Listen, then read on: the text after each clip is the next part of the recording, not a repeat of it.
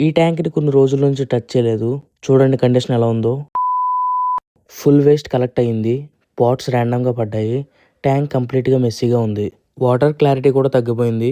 ఇది అసలు ఫిష్‌కి సెట్ అయ్యే ప్లేస్ కాదు. సో అనుకున్నా ఇవాళ కంప్లీట్‌గా రీసెట్ చేద్దామని. ట్యాంక్‌ని మళ్ళీ ప్రాపర్‌గా సెటప్ చేయాలని డిసైడ్ చేశా. ఫస్ట్ పాట్స్ రిమూవ్ చేశా. ఫిష్‌ని టెంపరరీ కంటైనర్‌లో యాడ్ చేశా. ఓల్డ్ వాటర్ మొత్తం డ్రైన్ చేశా ఫ్రెష్‌గా రీస్టార్ట్ చేయడానికి. సబ్స్ట్రాట్ కోసం ఫ్రెష్ శాండ్ యాడ్ చేశా. ఫిష్ డిగ్గింగ్‌కి కంఫర్ట్‌గా ఉంటుంది. 2 క్లే పాట్స్ కేవ్స్‌లో యాడ్ చేశా. బ్రీడింగ్ స్పాట్స్ లాగా వర్క్ అవుతుందని.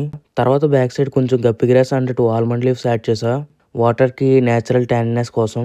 ట్యాంక్ సెటప్ అయ్యాక ఎన్విరాన్మెంట్ చాలా కామ్‌గా ఉంది. ఫిష్ బిహేవియర్ కూడా ఇమీడియట్‌గా చేంజ్ అయ్యింది. కానీ నెక్స్ట్ డే మార్నింగ్ చూస్తే పోలార్ ప్యారెట్స్ ఎగ్స్ లే చేశాయి.